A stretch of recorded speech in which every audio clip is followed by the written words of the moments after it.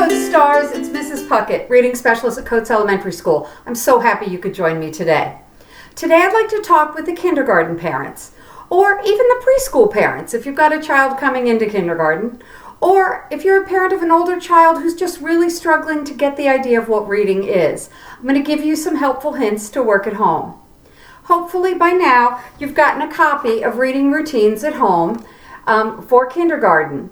Now we're going to talk about today what your child will be reading in September and then what we hope they'll be reading in June and how you can help your child along this reading journey.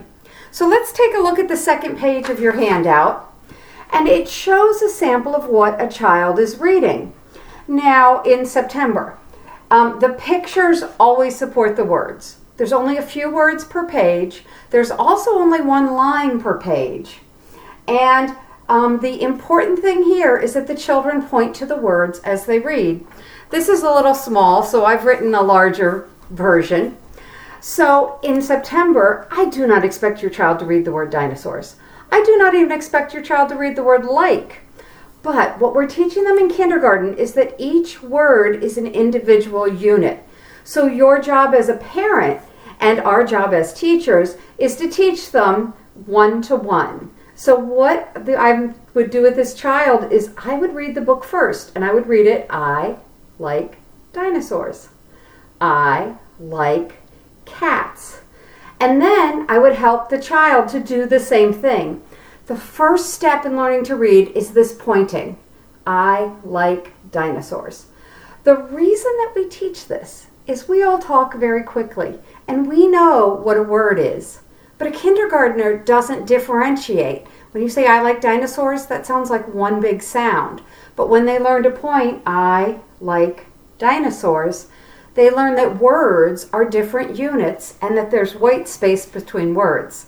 So their little brains are picking up all that. They're not even paying attention to the letters yet. At the beginning of the year, we just want them paying attention to what words are. Something else some parents and some teachers make the mistake of doing is they point to every syllable. I like dinosaurs. They're too young to be learning about syllables. They need to be learning just words. I like dinosaurs. I like cats. Kindergarten books are going to be repetitious so that after you read a few pages, they'll know that the book says I like, and then they'll know that the last word is tied to the picture, and hopefully a better picture than I drew. I am not an art teacher. Now, just for fun, Mrs. Vigil decided that she would teach this concept of word to her preschooler, and she videotaped that for us. So I want you to watch, knowing this is a preschooler, not a kindergartner, and watch how Mrs. Vigil uses her finger to point to each word, and then she literally puts her hand on her son's hand to help him point to each word. And watch as he reads the book. I think it's very informative and also can show you how much fun and how easy this skill will be. So let's take a few minutes to watch Mrs. Vigil and her son. Read. One grumpy goose. One grumpy bear. Your turn. One grumpy bear. Great job. Let's do the next one. What does this say? Is that Carole and Colin? It is. What does this say? Two invaded skunk. Point to it. Two invaded skunk. Good job. What does this one say? One was throwing a party. Good job.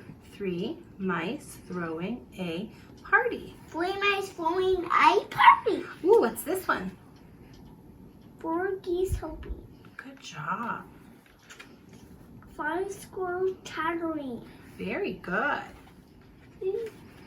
7 birds singing songs.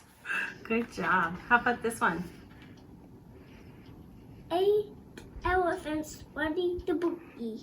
That's right. Daddy and Connor, Caleb. 9 porcupines walking.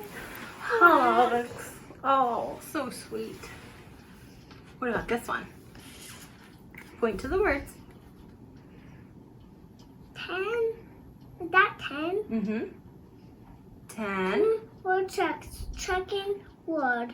Right? 10. Woodchucks chucking wood. What are chucking wood? They're throwing them to their friends. Oh. Lots of animals having fun. What is Bruce saying? Why is he telling them to stop? Why? And still one grumpy bear. Good job, Caleb. That was such a good job reading the story. That's the end. Thank you, Mrs. V. Hill. That was really informative.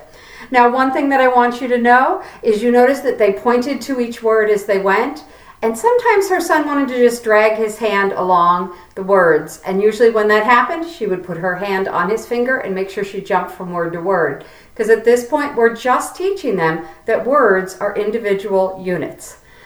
Okay.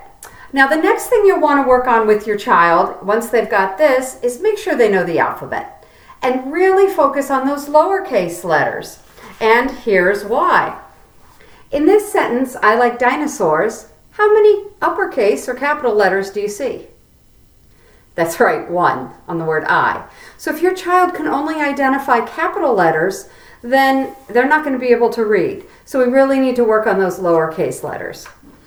If you look at the last page of your handout, it talks about some other things we can do, like practicing the sounds. A says ah, and A says ah like apple. If you use this QR code, there are a lot of resources, and you can find what picture we're using at school to help that child remember that letter sound.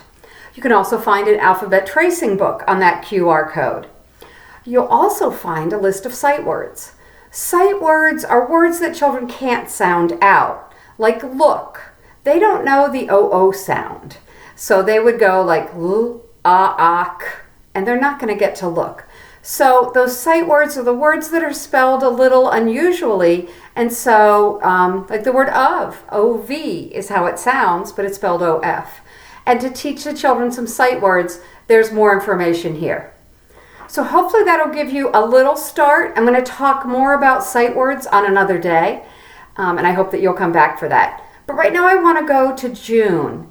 So where we expect your child to be at the end of June is either what we call a DRA level 3, which are books level C, or a DRA level 4, which is books level D. I'm going to show you the examples here. Now you'll see with a 3, it's not that much more complicated than what we were starting with, but it's got 2 lines of print. A level 4 gets into a storyline. You'll notice this one has many lines of print. It has character names. So there's a big difference. But this is where we want them at the end of the year. There'll be many sight words in these books, so hopefully they've been practicing their sight words. There's more lines per page. There's still going to be a picture on every page that helps. But when they go from a level 3 to a level 4, another big jump is at a level 3, they simply have to read it to you. At level 4, when they're done reading the book, they have to tell you what happened.